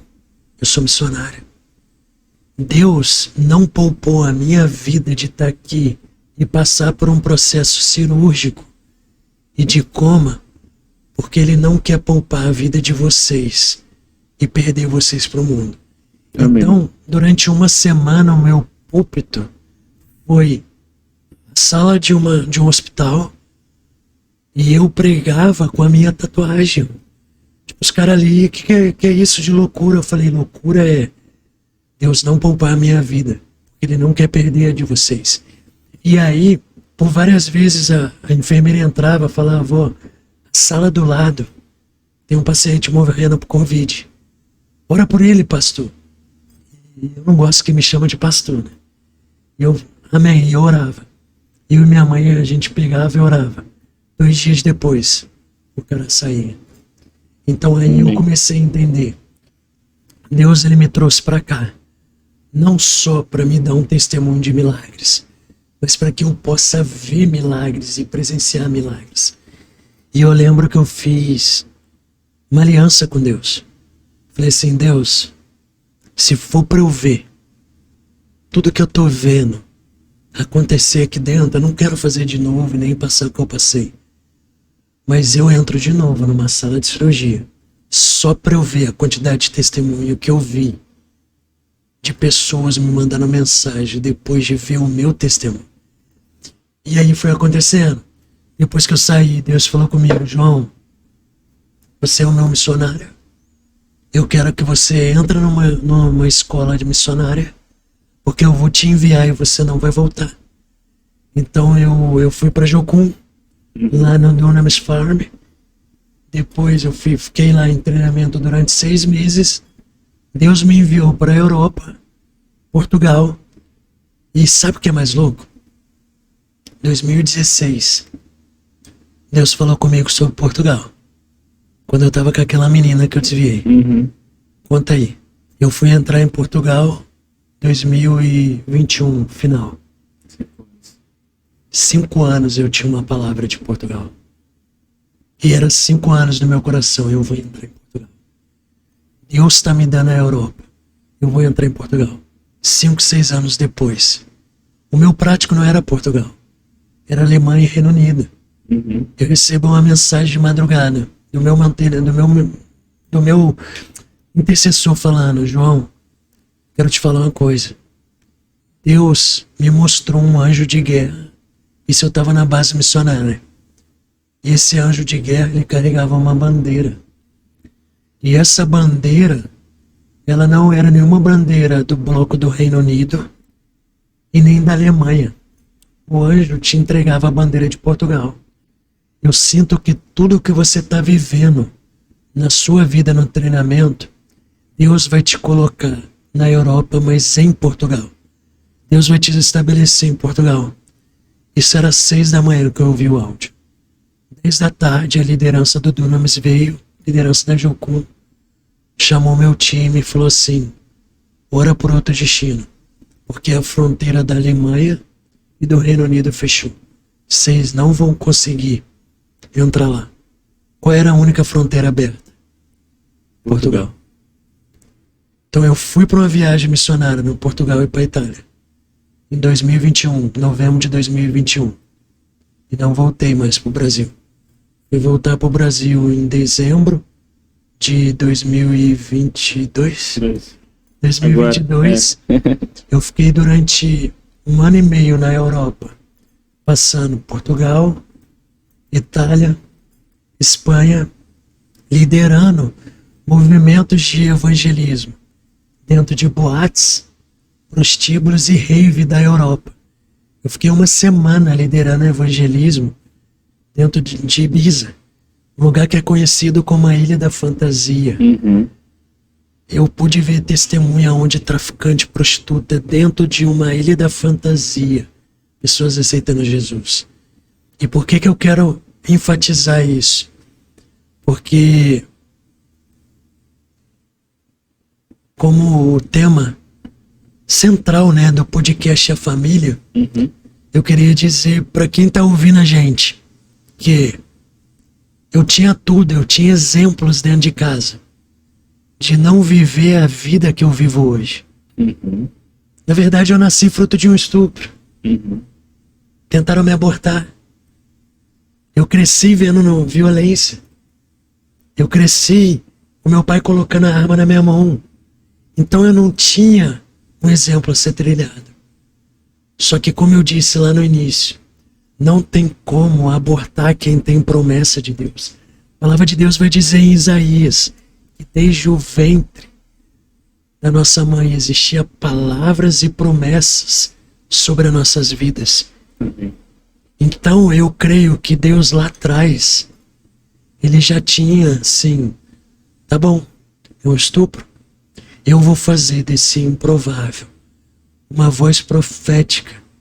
E outra, se Satanás lá na frente está tentando matar ele nas drogas, com uma enfermidade, uma doença, eu vou usar o João como uma voz profética para trazer paternidade, para poder tirar as pessoas das drogas, para poder se levantar como um jovem de 23 anos, para influenciar na sociedade que ele está inserido. Então eu queria deixar um recado. Eu não sei qual é a tua história, não sei se você nasceu sem pai, Se você não tem uma figura paterna na sua casa, ou uma figura masculina, eu tô aqui para te dizer. Aos 13 anos de idade, meu pai ele foi assassinado na minha rua. Quando eu tinha 14, meu tio foi embora e eu fui criado com mulheres dentro de casa. Quase morri 2 vezes por causa de overdose através da cocaína. Deus me levantou como o primeiro pastor da minha casa. E eu quero declarar sobre a vida de todos vocês que estão me ouvindo, que Deus ele vai fazer infinitamente mais na vida de vocês. Amém. Não é sobre a condição que você está, mas é sobre a condição que você quer conquistar em Deus. É isso aí. Eu escutava durante anos, você vai morrer igual seu pai, você não vai passar dos 18 anos. Cara, tenho 23, tô burlando a morte, já tem uns anos, falaram que eu ia morrer com 18. Burlei mais uma vez, lá no CTI em coma, para dizer para vocês, existe uma palavra profética sobre a vida de vocês desde o momento em que vocês nasceram. Deus te desejou. E não é sobre a condição atual que vai definir o destino. Condições atuais, tempestades momentâneas, não definem destino profético na vida de pessoas. Não. Eu tinha tudo para desistir. Só que Deus não desistiu de mim. Amém. E se eu puder dar só uma mensagem, eu quero que você fala, pergunta. Falei demais. Com certeza. O que faz hoje eu entrar em lugares que eu entro. E não é fácil, irmão. Às vezes a gente é muito perseguido, até mesmo pelas igrejas, até mesmo por pessoas. Toda vez que eu entro em boate, eu caso apanho, todas as vezes. Sempre vem um endemoniado e quer me bater. Só que eu fui marcado. Todas as vezes que eu estava no mundo, que Deus falava para mim, através dos homossexuais, travesti, drag queen, improváveis, do qual, na nossa sociedade, se a gente vê drag queen, travesti, homossexual entrar na igreja, irmão, será que a gente vai receber eles? Só que Deus estava me marcando para eu poder ir, para eu poder pregar. E eu lembro que quando eu comecei a ir nessa boate que eu tive a overdose, Deus falou para mim, você vai começar através dessa boate uma movimentação na sua cidade. Hoje eu recebo mensagem da gerente dessa boate falando assim, se você quiser vir com a tua equipe, pode vir, só fala os nomes, quantas pessoas, a gente vai liberar você e a sua equipe para você pregar, mas uma condição, ora pela gente que vai estar trabalhando antes. O lugar onde Satanás tentou me matar, Deus potencializou para que eu pudesse resgatar vidas. Amém. Só que teve uma outra coisa que me marcou. Eu lembro que quando eu comecei a pregar, as pessoas comentavam muito, brincavam, falando, você é o mini Todd White, discípulo do Todd White. E eu lembro que eu recebi uma mensagem de um amigo meu. E esse amigo ele falou assim, João, manda mensagem pro meu primo. Ele tá com depressão e eu quero que você ajude ele. O moleque nunca falou de igreja comigo. Uhum. Quando eu tinha 13, 14 anos, a gente jogava tíbia junto, mano. Só que ele falou assim, meu primo, ele tá afundado na depressão. E eu lembro que eu tava no ápice, dando treinamento de evangelismo, indo pregar nas boates. E aí eu mandei mensagem pro menino, eu falei, ei mano, como é que você tá? E pá. E aquele menino respondeu assim, eu tô bem, mano, e você? Só que, cara, eu fui ver essa mensagem uma semana depois. 2, na verdade. E eu só vi essa mensagem porque eu mandei uma mensagem pro meu amigo perguntando, seu primo, como é que ele tá? Ele falou assim, João, ele se suicidou 2 dias atrás. Na hora que ele me escreveu aquilo, eu voltei, fui lá na mensagem. E eu li lá que eu não tinha visto a mensagem dele me respondendo. Ele falando, eu tô bem. E você, como é que você tá? Naquele dia que ele falou, mano, ele morreu. Encontraram ele morto. E aquele dia Deus me marcou. Eu entrei pro quarto e eu comecei a chorar. Eu falei, Deus, eu sou hipócrita. Eu tô indo dentro de boate, eu tô pregando, tô dando treinamento. Mas vieram até mim pedir ajuda. E eu não ajudei, e o moleque morreu. E eu comecei a chorar, chorar. Eu falei, eu vou entregar tudo. Eu não vou mais entrar em boate, não vou fazer nada. E eu lembro que eu mandei mensagem e eu chorava de gritar no meu quarto. Minha mãe batendo na porta. E meu líder me ligou, ele falou assim, eu vou orar por você. Ele orou por mim, desligou o telefone. Deus falou assim,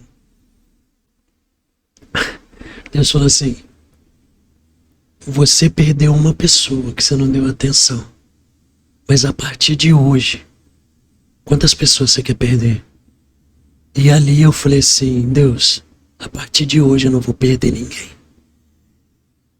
Todo mundo que vem até mim e todo lugar que eu entrar, eu não vou perder uma oportunidade de pregar. E ele começou a me lembrar, lembra quando você estava desviado e você postava vídeo querendo que alguém pregasse para você e ninguém pregou e eu preguei para você? A partir de hoje eu não quero que você perde mais ninguém. A presença de Deus me invadiu. E a partir daquele dia, todo lugar que eu entro, eu não deixo de pregar o evangelho. Se você for numa cafeteria comigo, você vai ver eu orando pro garçom. Se você entrar numa lanchonete comigo, eu vou orar pra uma pessoa. Porque aquele dia, no meio de um moleque que eu perdi, por que eu falo eu perdi? Porque, cara, eu mandei mensagem pra ele. Às vezes, se você tivesse respondido, poderia ter sido diferente. Eu poderia ter mandado um café, marcado um café.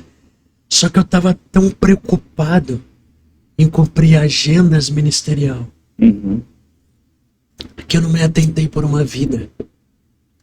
E aí eu me vi lá atrás, quando pastores, líderes... Você precisava só de uma palavra. Eu precisava só de uma palavra. Pastores e líderes estavam preocupados em cumprir a agenda e não me deram uma palavra. E naquele dia Deus falou comigo, João, eu quero que você tenha uma postura diferente. E naquele dia eu entendi que o tempo é curto, a oportunidade é única e a urgência é muito grande para pregar o evangelho.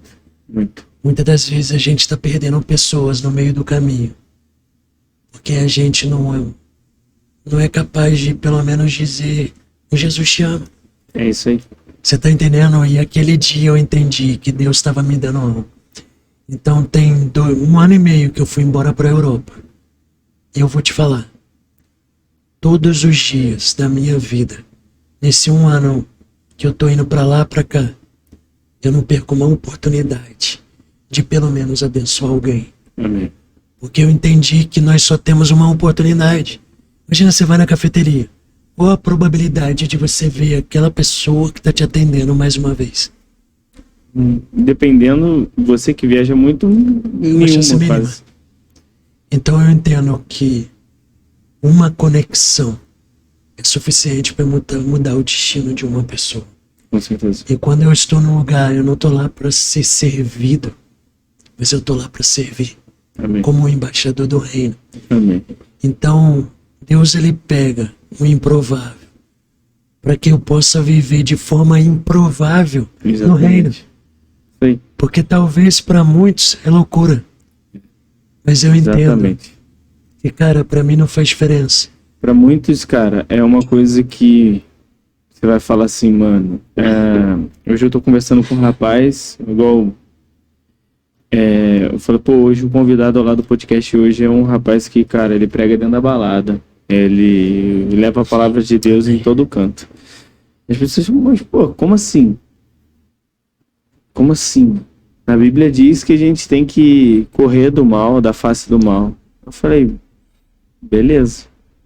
Mas tem pessoas que são levantadas para fazer coisas diferentes, coisas improváveis na presença de Deus. Porque, mano, igual você diz, quantas vezes gays, homofóbicos, gays, travesti, vieram falar com você em questão de querer estar dentro de uma igreja, que sente falta porque já conheceu. Porque a gente sabe que quem já realmente conhecer Deus, cara, não é suprido de forma alguma por outra coisa. De forma alguma. Sim. Então, a gente tem que entender, cara, que essas pessoas não vão ser alcançadas pela igreja. Sim. De forma alguma. Sim. Porque tem esse preconceito, assim. Sim. Das pessoas chegarem dentro da igreja e serem bem recebidos.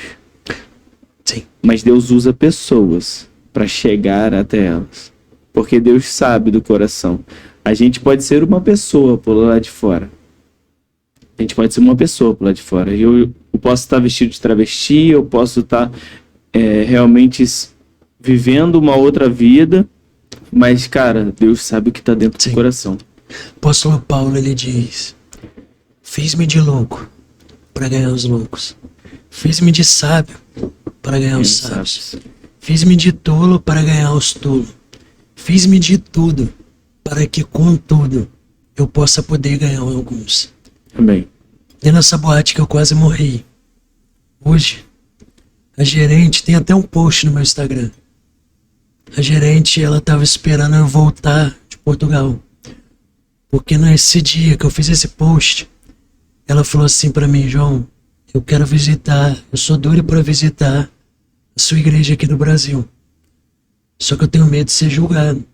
Eu olhei para ela e falei assim: faz o seguinte, ele, no caso, que é uma drag queen, faz o seguinte, vai montado. Vai como Vic, vai montado. Eu entro com você de mão dada. Se te julgarem, vai julgar eu e você.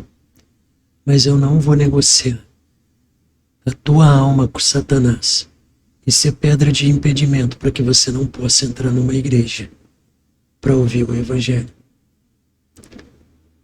Eu posso me passar de louco, mas se você for alimentada, eu entro na igreja de mão dada com você.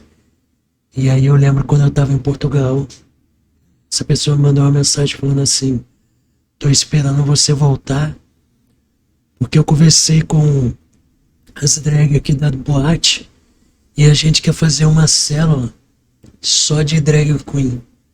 E a gente quer que você prega. E aquilo me marcou. Porque enquanto nós rejeitamos quem erra, Jesus chamou Judas de amigo no momento da traição. Se a gente for ver na última ceia, Judas estava lá. Tipo, mano, ele estava na ceia alimentando o traidor. Só que no momento que Judas estava traindo, primeira coisa que o mestre falou: amigo, porque tu vieste. Então eu entendo que enquanto nós rejeita quem erra, Jesus chama Judas de amigo. E eu ainda entro num outro paralelo. Para pensar, se Judas esperasse 3 dias, somente 3 dias, talvez hoje a gente estaria lendo um dos evangelhos escrito por Judas. Só que o que aconteceu?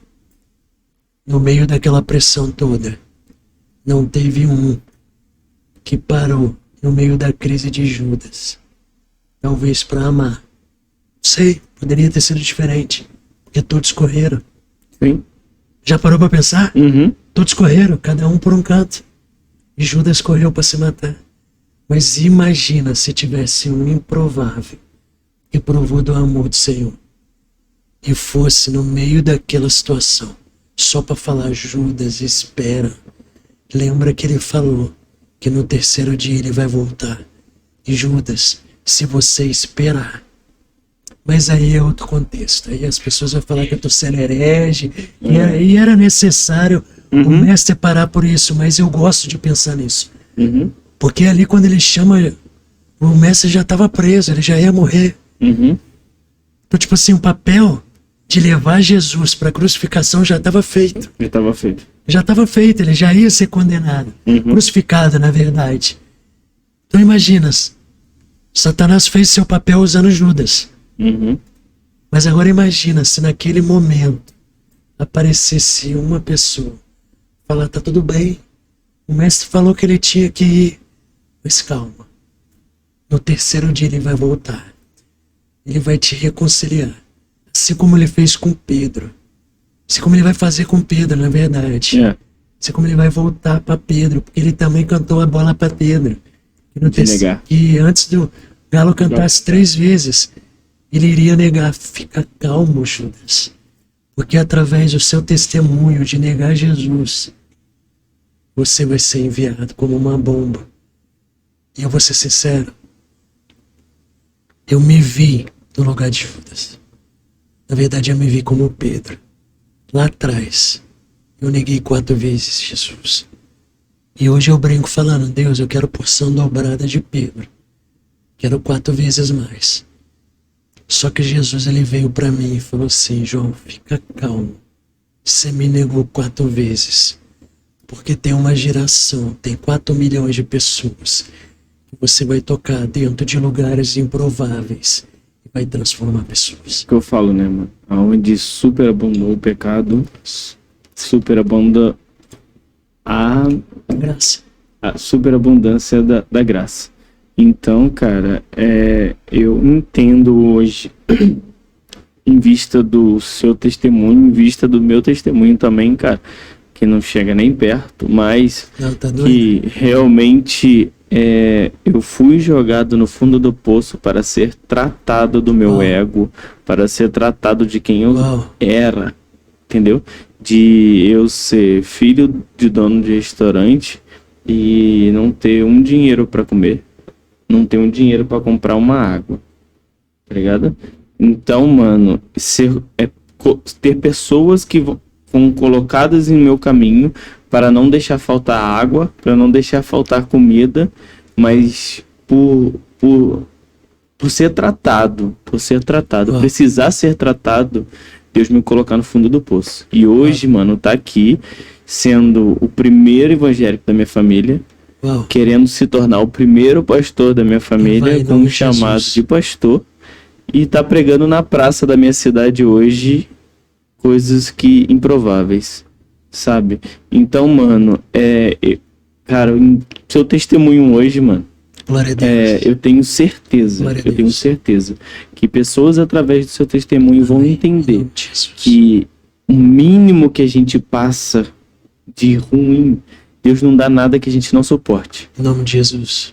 Nada que a gente não suporte. Mas a gente tem que entender o que Ele está querendo ensinar quando a gente está passando isso.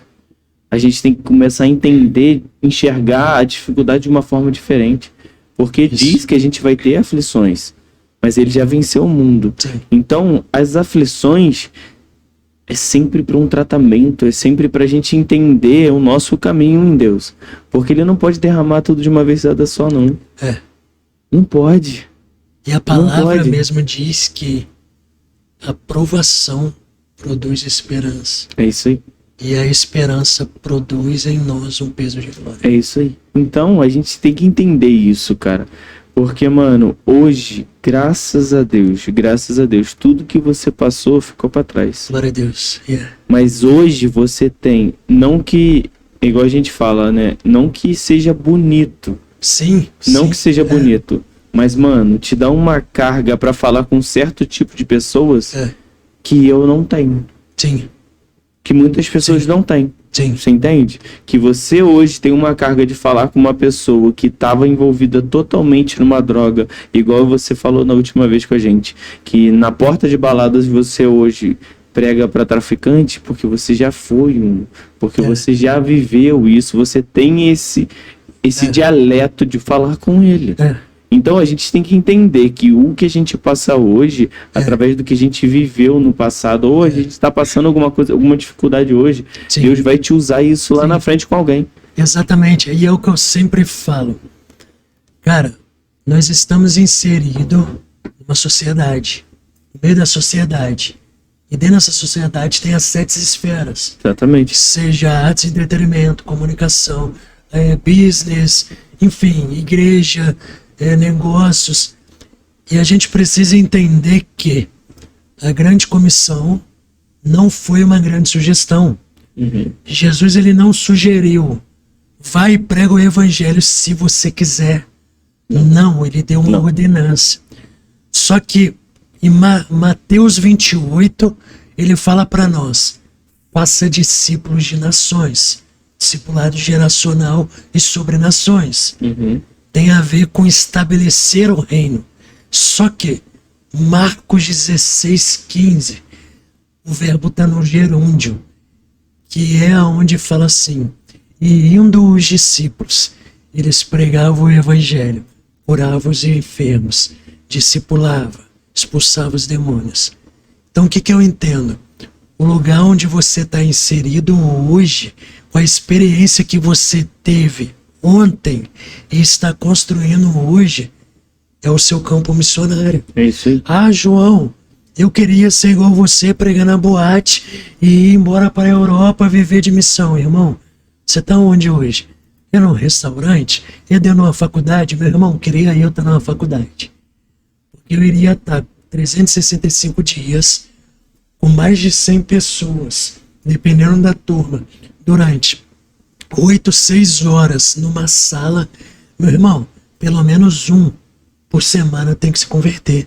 Imagina você, um crente, discípulo de Cristo, pequeno Cristo, numa sala com 100 pessoas, durante 5 dias da semana, passando ali 6, 7 horas numa sala trancada. Irmão, um grande homem de Deus, ele disse, todo cristão, ou ele é um missionário, ou ele é um impostor. E se hoje a gente está onde a gente está, foi porque Deus permitiu que a gente esteja, para que, com a bagagem que a gente tem, com o testemunho que a gente tem, a gente possa transformar a vida de outras pessoas. Sim. Glória a Deus que Deus usou a mim ao lado da experiência que eu tive no mundo. Mas eu fico olhando assim, cara, pessoas, talvez que estão me ouvindo, você faz faculdade, você é empresário, você está na mídia, você está nas artes. Irmão, você tem um campo de missionário que eu não tenho acesso. Com certeza. Talvez você está na faculdade de medicina, meu irmão. Se eu tivesse fazendo uma residência dentro do hospital, você pode ter certeza que se eu visse aquilo, mano, peraí, o cara não vai aguentar. Ele vai morrer. O médico olhar e falar assim, ele vai morrer. Peraí então, desculpa quebrar o protocolo. Em nome de Jesus, seja curado agora. Amém. Então, meu irmão, é um campo missionário que eu não vou.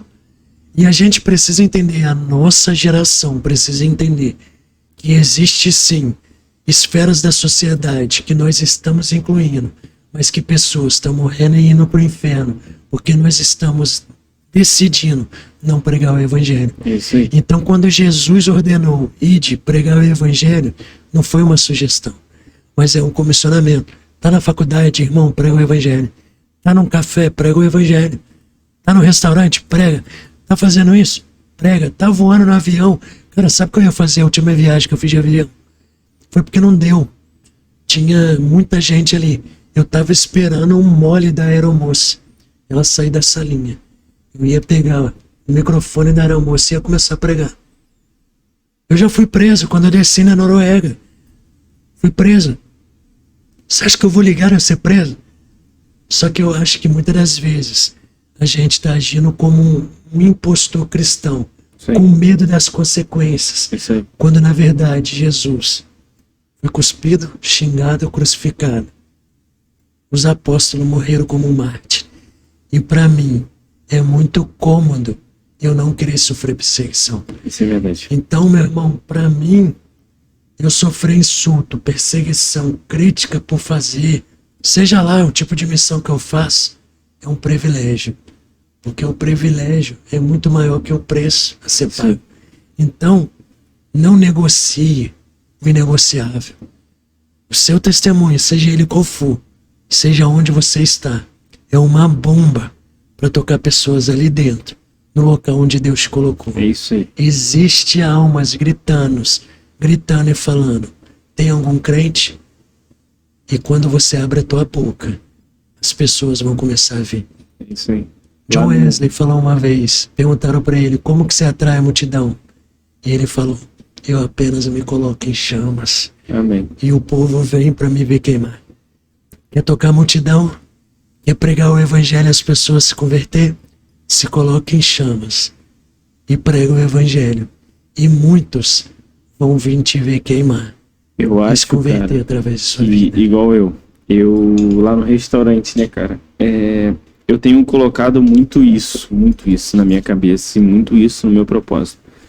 Eu tô num restaurante mais tempo do que eu tô fora do qualquer lugar, porque eu só vejo. tenho um dia de folga, que é na quarta-feira, e o resto dos dias, irmão, eu entro de manhã e não tenho hora pra sair, entendeu? Então, cara, eu tenho, com meu pai tem uns 16, 18 funcionários. Uau, Irmão, cara, de manhã é louvor na TV, uau, irmão. Eu chego, quando tem um louvor muito, assim, que toca meu coração, eu adoro no meio do salão antes de abrir. uau. Adoro. Sabe por quê, cara? Eu acho que quando a gente mostra o amor que a gente tem por Deus e o que a gente tem de comunhão com Ele, as pessoas começam a falar, cara, que é isso, mano? Que é isso? É, Eu quero viver isso que esse menino tá vivendo aqui no meio do salão, adorando o Senhor de uma forma que, pô, o cara tá trabalhando, ou talvez tá cheio de problema. pô, entendeu? O cara olha assim pra você, sabe que você tem compromisso todo dia, que você tem problema todo dia, que você tem um monte de coisa pra resolver todos os dias. Sim, E ver você adorando de manhã, Sim. todo dia de manhã, a pessoa fala assim, cara, não, tem uma coisa diferente com esse menino, eu quero entender o que é isso. E através disso, cara, Deus tem me dado muitas oportunidades. sim. Sexta-feira passada na cela foram 4 funcionários meus na cela. Uau, glória a Deus. Entendeu? E, cara, toda sexta-feira eu falo, irmão, Uau, vamos lá na cela sexta pra todos os funcionários. Todos. Não tem um que antes de ir embora, eu falo assim, e o bom é que você é o chefe, você não vai ter ninguém que vai te mandar embora. na quinta, Eles vão ter que te ouvir. na quinta-feira, entendeu? Mas, tipo Sim. assim, não é aquela coisa obrigada. Igual, já chegou Sim. pessoas que chegou pra mim, pô, Cacá, eu quero conversar com você. Eu falei, pô, posso conversar com você? Sim. Tem uma palavra de Deus pra você. A pessoa pode, com certeza. Sim, Mas, mano, eu sinto no meu coração e no meu espírito que Deus me guia, entendeu? Mas de forma alguma eu vou obrigar alguém a ouvir o que Sim. eu tenho pra falar. Entendeu, irmão? sim, Mas, cara, é mostrar que você tá cheio para encher alguém. É. Então a gente tem que buscar tá cheio. Buscar Isso, tá cheio. isso. Igual ele falou, como que você arrasta a multidão? Irmão, estando cheio, estando queimando. Isso, Porque as pessoas isso. vão ver isso. E através Isso. disso, irmão, transborda. isso. Transborda. E através disso toca outras Isso. pessoas. E, mano, cara, tem sido tremendo. Tem sido momentos que eu sinto que Deus tem muito pra fazer. E eu fui Isso. colocado lá novamente. Onde eu não tinha sido me afastado. Que eu tinha afastado. Uau, Desde quando Deus começou a tratar meu caráter, tratar tudo, eu tinha me afastado de tudo. uau, E voltei agora, em abril. Eu falo, Uau. mano, e Deus usou muito de uma palavra, de uma pregação que eu fui numa igreja aqui perto, que no dia eu não consegui ir na minha igreja, eu falei, não, uau, mas essa semana é uma semana de decisão na minha vida. uau, Então eu vou em alguma igreja. Eu fui na igreja do amigo meu lá em Barão. Cara, cheguei lá, a palavra foi, igual foi pra você naquele dia, a palavra foi pra mim. Uau. Irmão, vai voltar pra lá. Onde você foi humilhado, Deus tem promessa. Uau. Pode ir tranquilo Uau. que eu tô contigo. Eu falei, irmão. Uau. mas- Falei, cara, é aqui meu lugar hoje. Então, hoje eu tenho um propósito lá. Eu Uau. não identifiquei totalmente Sim. qual que é o propósito. Mas enquanto eu não identificar, eu vou pregar o evangelho, eu vou Uau, fazer isso. eu vou queimar pelo Deus aonde eu tô. Então, esse é o meu hoje essa é a minha missão, é saber que aonde eu tô, eu tenho Isso. que estar queimando por Deus, que através de eu estar queimando com Isso. Deus, pessoas serão tocadas. Isso. E, cara, não chega. Entenda com sabedoria. Uhum. É como se fosse uma receita de bolo, entre aspas, tá? Entenda com maturidade. É o seguinte: primeiro você se enche, depois você se esvazia, e aí de fato a colheita vem. Então, quando eu entendi isso, eu entendi que o pecado não pode me parar, as críticas não me param. Porque, na verdade, pecar, todo mundo peca. E muitos estão assim, meio que se acovardando, porque talvez, cara, eu não sou perfeito para eu pregar o evangelho. Irmão, santo não é aquele que nunca peca, mas santo é aquele que sempre se lava. E quando a gente entende isso, a gente faz o que Jesus falou, que é o que, cara, pega o exemplo de Jesus. Jesus, o que ele fazia? Ele meditava, se isolava, orava, jejuava, transbordava na multidão. Depois, ficava com os discípulos, se isolava, se enchia, multidão. Então, é basicamente isso. A chave é devocional diária, jejum semanal, se encher do Espírito. E quando você tá cheio, meu irmão, não dá, velho. Não tem como, se eu pegar essa água aqui, eu não vou fazer isso, mas eu encher o copo, automaticamente vai chegar um momento que vai transbordar. Então a questão é, mano, quando a gente destrava isso, a gente começa a entender que a pregação do evangelho é muito mais do que palavras. Se eu não me engano foi Billy Graham, ou um outro, não lembro, que falou assim: prega o evangelho, se necessário, use palavras.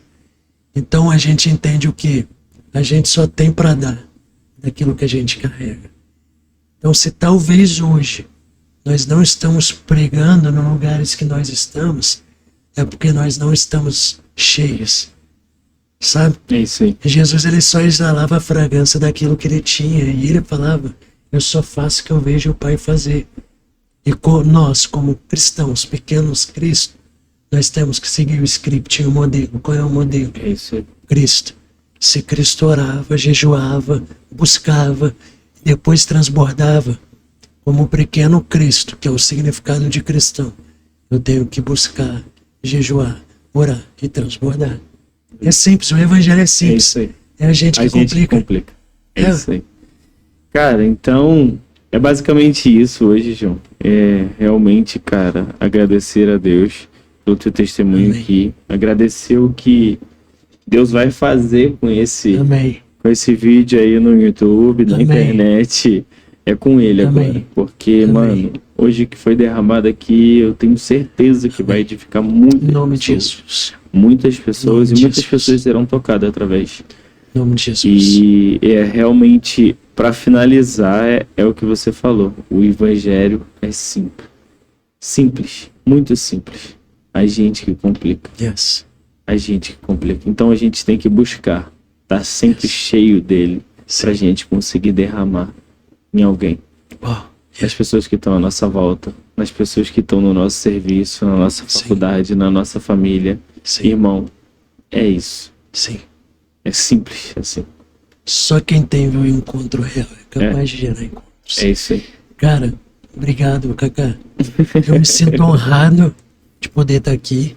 Amém. E eu queria poder orar Amém. pela sua vida, Amém. pela vida do pessoal também, se Amém. me permite. Com certeza, pô. Tá doido? E eu sinto que...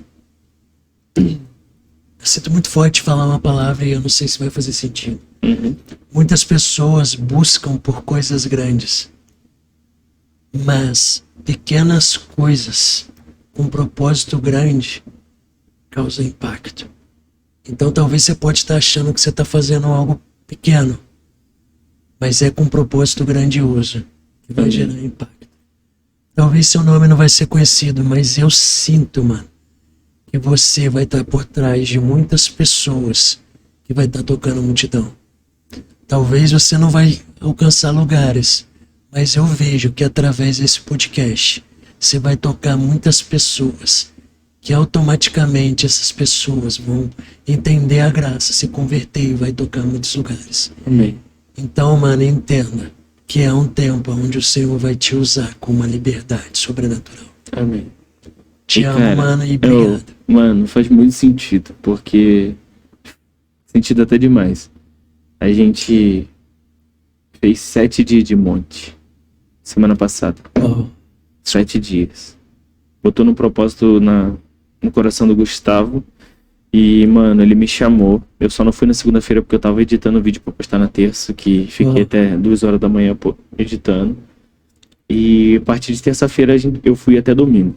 A gente conseguiu um monte, cara, de uma casa de um pastor. Mano, o monte é abençoadíssimo. Você sobe pro monte, você já sente a presença de Deus.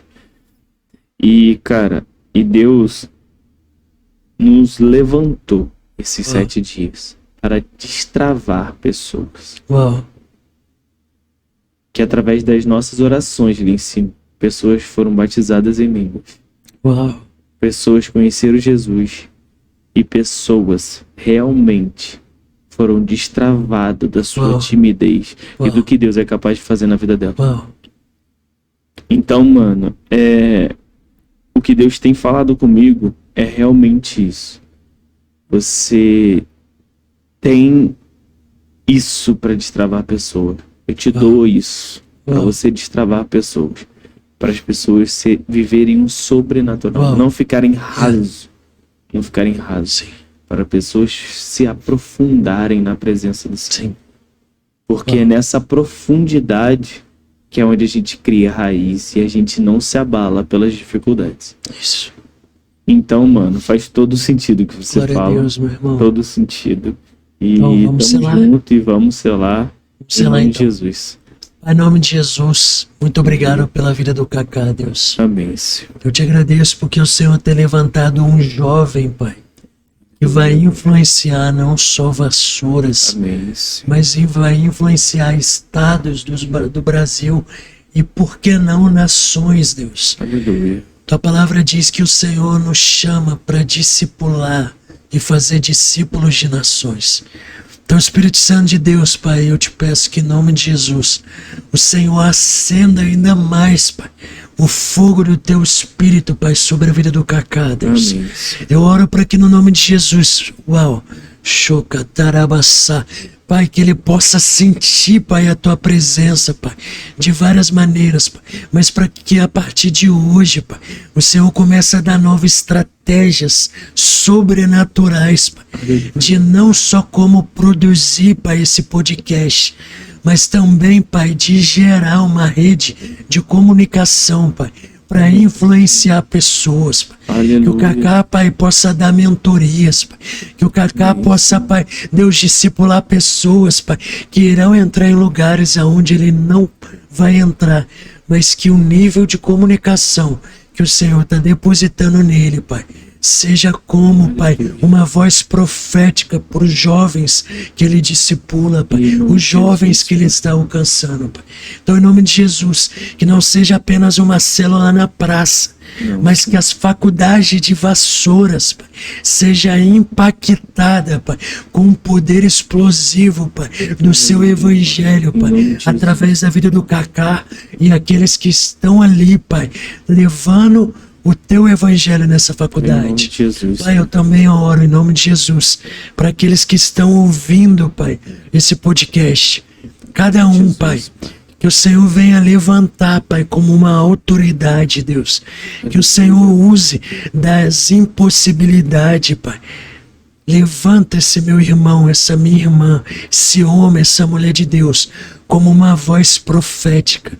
E eu declaro que no lugar da vergonha, Pai, existirá dupla honra, Pai. Em nome de Jesus, que no meio da ferida possa existir cura, Pai. Porque nós entendemos que o mesmo bisturi que causa ferida, o Senhor também deposita um testemunho de cura e de milagre. Então eu abençoo, Pai, cada um que está ouvindo, para que eles possam frutificar, Pai, fazer discípulos, pregar o Evangelho, Pai, em todos os lugares que eles estiverem inseridos. Em nome de Jesus. Amém. Amém. Mano, obrigado. Amém. Obrigado É uma você. honra. A honra é toda nossa. Te amo, meu irmão. Tamo junto.